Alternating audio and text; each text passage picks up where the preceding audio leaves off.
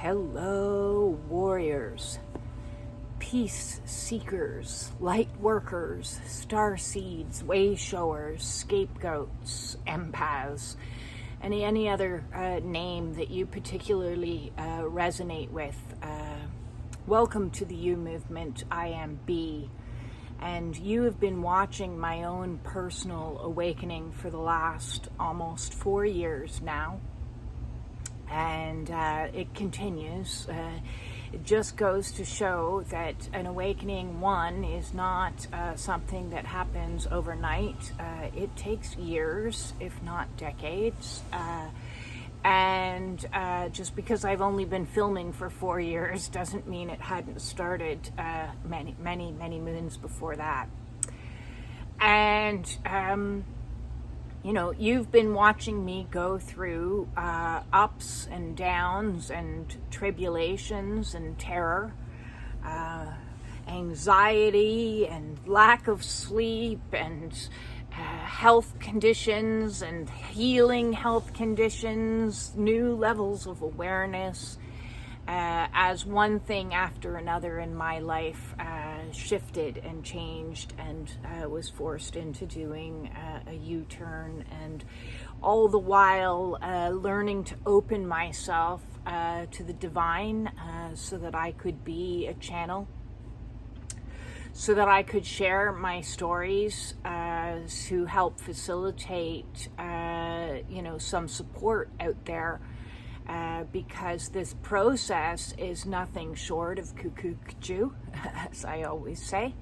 At times, totally fucking brutal. And at other times, you get moments of peace and oneness and, a feeling of like, oh my God, yes, everything is working out in my highest and greatest good. But it's intermittent at best, and we keep going down to come back up even higher. And each time we go down into the muck to unfuck just a little bit more, we come back up just a little bit cleaner, a little bit more purified, a little bit more in alignment with soul. We open ourselves to soul. And so you've been watching me my opening over the last 4 years. And it's not over yet. As I said, I faced things on my physical form in the first, that was the first part of my journey, was really dealing with the health issues. I've faced things in my three-dimensional realm of dealing with complete and utter destruction, a post-apocalyptic blow-up of anything that could resemble family or marriage or relationship or friendship, as that completely burned. Oh, did it burn? I've had to deal with every single emotion that I had previously locked away inside of me and denied, distorted, distracted, numbed. I mean, you name it, I tried it to shove those fuckers away. Who wants to deal with anxiety, man? Not I. But on the awakening, you get all your training wheels and your life jackets and your, cozy little addictions that kept things in a nice, safe place ripped away from you, so that you are forced to start feeling your feelings again. And with all that comes a lot of reparenting and establishing new communication with the inner aspects of selves and all those little wounded inner children in there. So I've been meeting and reintegrating all my wounded inner children for the last 4 years, and I love them all dearly. There has also been the whole dealing with everything in the mind, because this mind here, this trauma brain of mine, has a lot of default programs that are very faulty. Very faulty. The mind is a fucking liar. 9 times out of 10 on this awakening path. You know, like I've doomsdayed and tried to see the worst case scenario of every possible outcome as my entire reality collapsed around me as a total dumpster fire. And 9 times out of 10, what the fears were all about never manifested, and they still don't manifest, even though I can still hear them whispering. There's just a greater degree of distance now. It's like, yeah, okay, whatever. I'm bored of you already, is what I am. I'm bored of the nonsense that my mind continually tells me in regards to how I'm going to fail, or how I'm going to, be destitute, or how I'm going to just die. Like, it's just, shut up. Like, I just really don't have much patience for the mental chatter at all these stage, because I've got too much else to still deal with, and I think by this point I've more than sufficiently proved that I'm capable of doing really fucking hard things and surviving them. So I call myself a survivor, although recently somebody tried to re-script me again. I haven't learned. Please stop trying to re-script me. It's my fucking movie. There is no re-scripting. If I want to call myself a survivor, I'm going to call myself a survivor. And when I determine that I'm a thriver and I've reached the peaks of success that I want to obtain, I'll call myself a thriver then. But until then, I'm not thriving. I am surviving yet another dramatic shift in my life, which is clearing out this house. And it's almost empty. We've got an entirely empty basement, the whole basement is cleared out, except for two shelving racks that need to be carried upstairs. The 2 best bedrooms upstairs are totally empty, so it's just the main floor and my bedroom that I'm steadily plugging away at, because I'm the type of person that likes to have everything packed in a particular tote that's labeled and taped round so that it's waterproof, so that when I need to find something in the future, I can find it. I don't like to have a lot of stuff. I've moved internationally before.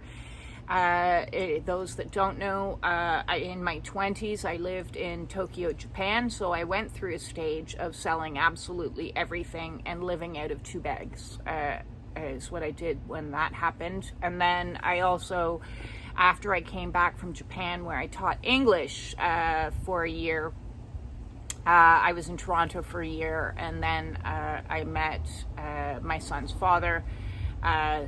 Grand love story that went like that pretty damn quick, but one of those summertime romances that couldn't sustain reality, but that romance brought me all the way to Ireland, and I lived in Ireland as a single mom for 10 years before I returned home to my home country of Canada.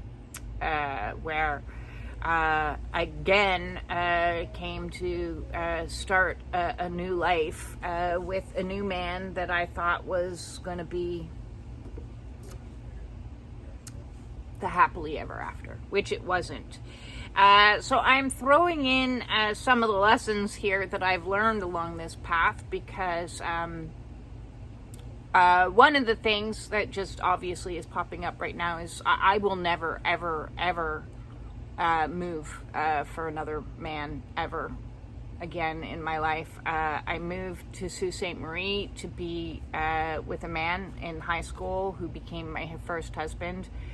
I moved to Japan with a man, although that was a good adventure. The relationship itself was a no. I moved to Ireland to be with a man, and that didn't last as long as the pregnancy. So he was gone 3 weeks before I gave birth. And then I moved to this particular town. I was always going to come back to Canada, but I moved to the particular town that I've been in because, again, of a man. So this next move is the first move I've ever done in my life that I'm moving for me. And the countdown is on. Those that follow me on my social media may have noticed that the countdown has been going down. We're day 23 today, more days to go before I move for me, to live with me, to be me. There are many mixed emotions that are coming up in this process as I purge on the physical, and more things are, leaving my house by the carload. And it's amazing to me energetically what I'm experiencing as that happens, because there isn't a place in this house that I have resided in the last 15 years that there isn't a memory in the corner, lingering and lurking like a distortion of the energy. Like when I walk through certain places, it's like walking through ghosts. And a lot of those ghosts are really bad memories. And then some of those ghosts are really quite profound memories, because this house has been the main stage for my movie for the last 15 years. I went from being a really outgoing person to somebody who became quite shut in because of my awakening. Of course, I didn't know I was awakening at the beginning. I see this whole pre-awakening stage that started sometime in and around 2015. Really this awakening process has been about 10 years in the making. And, before having the conscious awakening, there was this pre-awakening phase that included loss, that was, quite devastating, included my health going on a steady decline, both emotionally and physically. Like, it was a shit show. It was a total shit show. I also had one tower moment after another tower moment when it came to job losses. And I didn't really receive my actual wake-up call until 2019, that I was like, okay, wait a second here, something's going on. And I got the directive very loudly in my ear for the first time from soul to save myself. And so began the mission. And so began my heavy-duty movie. And that's what it's really quite been for the last 4 years. Has been like this insane movie with an insane cast of characters. One of which has really been coming up a lot with this full moon that we just passed, and processing through a lot more grief as I clear out those spaces, those corners, those energetic imprints that have left a residue. This time period in my life feels like I'm putting a close to a lot of things. I gave myself plenty of time to process through the pain and the grief of the shit show that my marriage turned into. And I've been trying as hard as I might to process through the pain that is this twin flame journey, or whatever it is. I don't profess to call myself a twin flame coach, by no means, even though a lot of the people that I do intuitive counseling work do resonate with the twin flame journey. So I speak from my own experience. I don't speak from whatever the popularized storyline is, because despite taking a few classes and doing a fuck ton of research, because that's what I do, I can only speak by what soul gives me information, and what my own experience and my own observation is about it. And, you know, trying to process through all of the things that come along with this journey that make absolutely no sense whatsoever. You know, it's not a journey for your mind, first of all. And so trying to wrap it up in a nice little understanding has been problematic for my poor mind to come to a place of like peace, because it's a soul's an awakening that occurs when you meet this type of catalyst soul, and you are broken open from a heart space, and you experience things that defy logic, just completely and utterly defy logic. So last night I was going through, as I'm like being triggered by all these empty spaces in my house where I had these magical moments with this individual that came into my life 4 years ago that really triggered the accelerated awakening process. Like, it took a spiritual awakening that had already started that I wasn't really aware of, and it put it into full gear, like awakening on speed.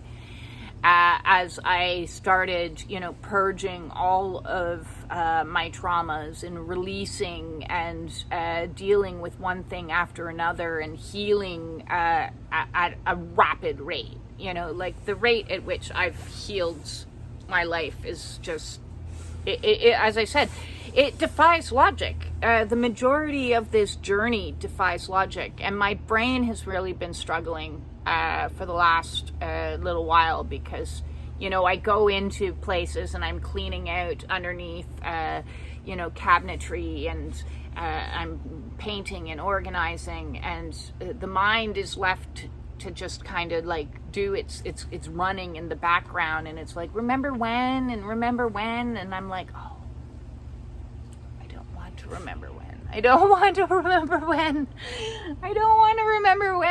I want to like move on and you know, get to a different stage, but it's like soul grabs you and pulls you down back into the depths of remembrance, and cracks you open even more through the full moon. The heart pain that I have been experiencing it's no joke. It's like just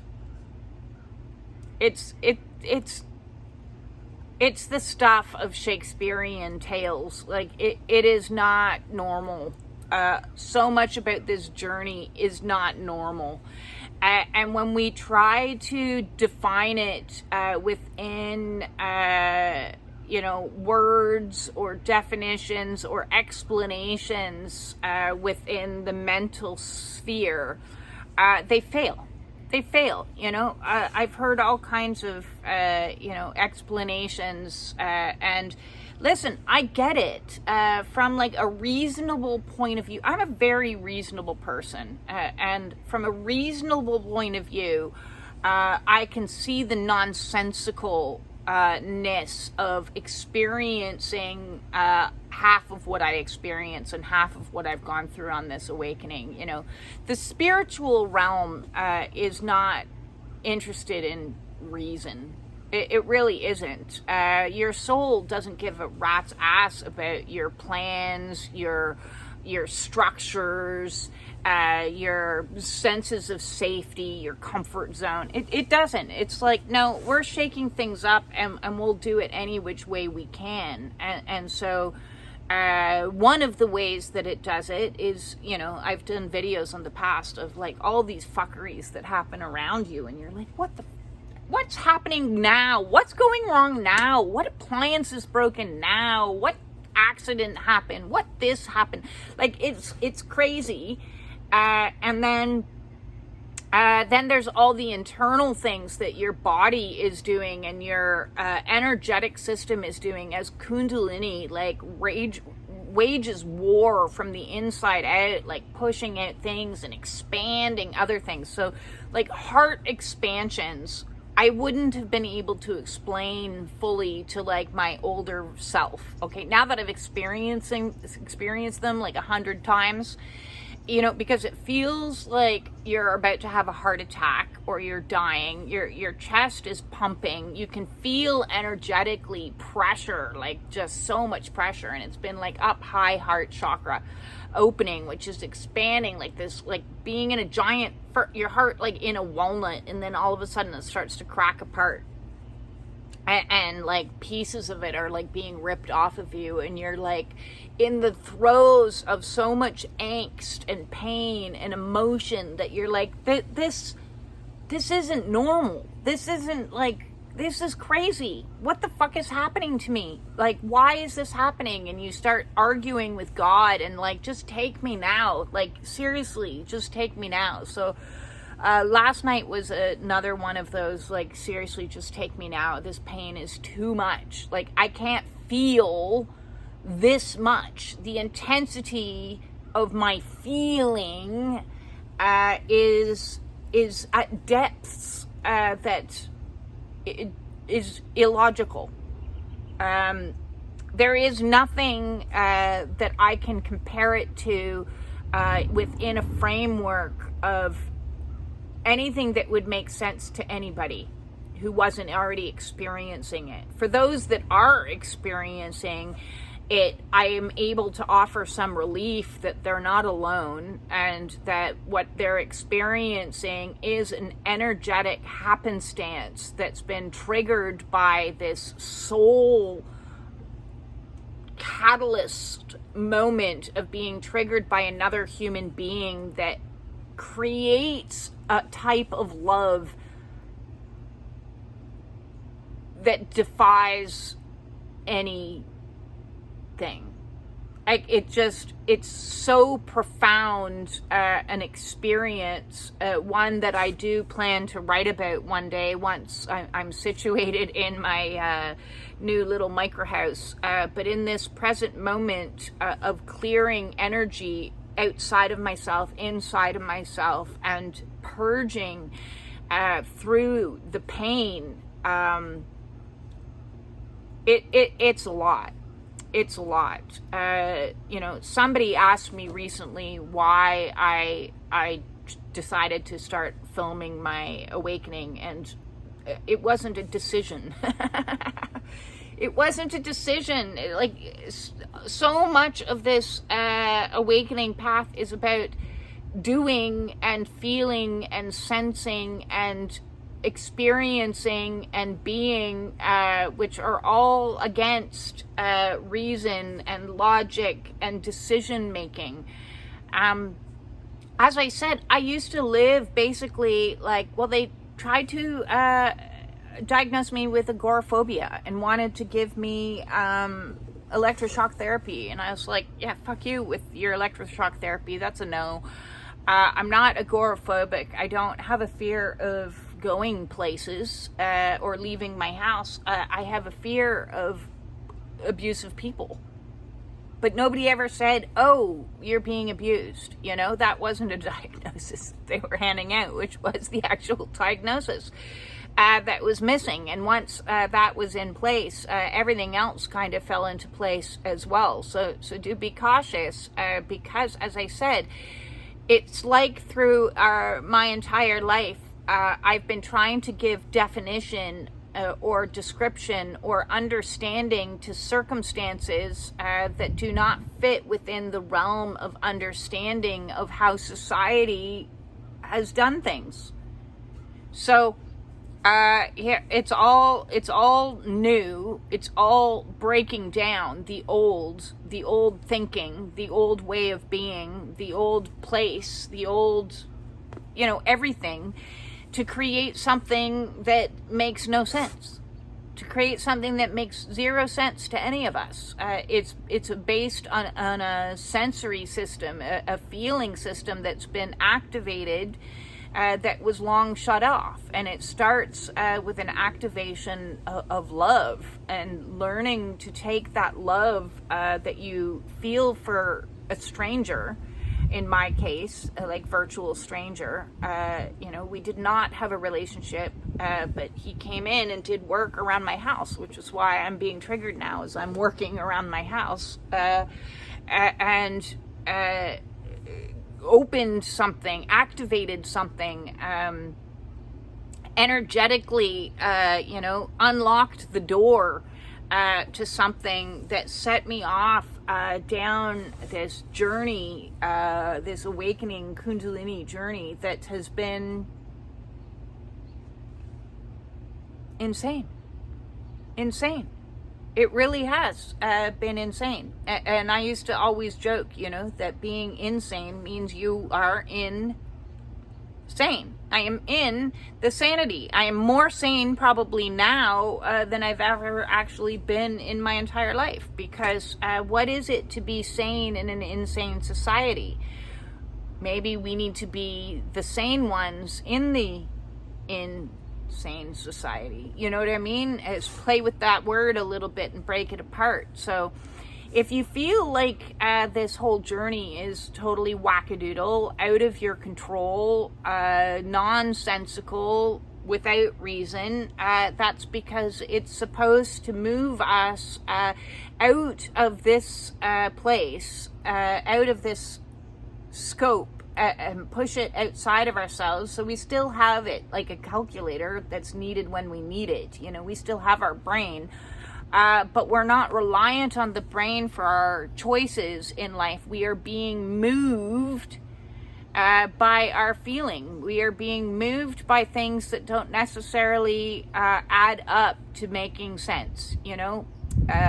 For me, in my past, life was often, checklists of, well, this and this and this and this. And, this journey, this twin flame journey, for as far as checklists go, this person fails on every way, shape, or form. And so I say to my mind, this is a false flame, and this is, I'm going to define it differently, and you're going to get over it. And it's been fucking 4 years. It's crazy. It's insanity. Because my heart is like, that's not what the point is. That's not what the point is at all. The point is to learn unconditional love. And the mind goes, unconditional love is stupid. I don't like it. I don't want it. It doesn't fit my, they don't do this for me, that for me, this for me, that for me. They don't hit all the check marks that I need. And so therefore, I want out. I want the off ramp. I want to get on with my life. I want to move past this. And the heart goes, yeah, good luck with that. I'm going to just open you more and more and more to the understanding that there is no understanding. No understanding. So that's where I am today. Day 23 is post wicked purges last night. Like, wicked purges, painful releases that the mind doesn't like to succumb to, but the only thing you can do is learn to surrender. So I surrender. Okay, Spirit's not done beating the shit out of me yet and clearing me out and forcing me to just accept what I can't understand, what I can't know, what I can't comprehend, what I can't choose. It's about, this is what it is. I have to trust the process, as the saying goes. Trust the process, that whatever metamorphosis I'm currently undergoing in this system of releasing and letting go and moving on to a new life is leading me and bringing me to a whole new way of being. So I wanted to share that with you in case you feel like your world is collapsing around you, and what is the point of it? The point of it will be revealed in due time. We don't get to know what the future holds, which sucks. We don't get to understand God's plan, which sucks. We don't get to have a plan, our own plan, our ego's plan, and 5-year plan, retirement plan. No, yeah, that sucks too. All we can do is fully let go and accept that whatever we are experiencing is the plan. Is the plan. It is the plan to experience the depths of grief, or the depths of anxiety, or the depths of unknowingness, so that we can cultivate a stronger relationship to God. And if that means in the wee hours of the morning praying, please let this end. Or it means being inspired in a moment to create something beautiful. That's what we do. That's what we do. We just completely and utterly surrender and surrender and surrender some more, and accept the fact that a lot of this sucks. But that's the plan, to experience the sucks. So when I suppose when the not sucks come, we're like, whoa, this is so much better than the sucks. So today I'm not in the this is so much better. Today I'm in this is kind of sucky, and it's okay. I'm just going to be with it. I'm going to feel it. I'm going to allow it. I'm going to grieve the dream that spirit planted in my head and then completely shot out. Whatever. But if you need some help on your awakening and you would like to join us in the Spiritual Warrior Support Group, please do. If you would like to join either of the Spiritual Warrior Support Group Zoom meetings, we've got Wednesdays at 7 p.m. Eastern Standard Time, a nice tight-knit group there. We have Fridays that's just starting off at 12 noon. So come and be one of the first to join in that. And then, of course, if you want some one-on-one intuitive counseling and see what Spirit has to say through me to you to help facilitate the changes that need to be made, because your ego is going to balk at all the change, and your soul's going to keep pushing you, and purging through this process. I'm here for you to hold space through that, and I'm sending everybody out there all of my love and peace. Some peace in 23 days.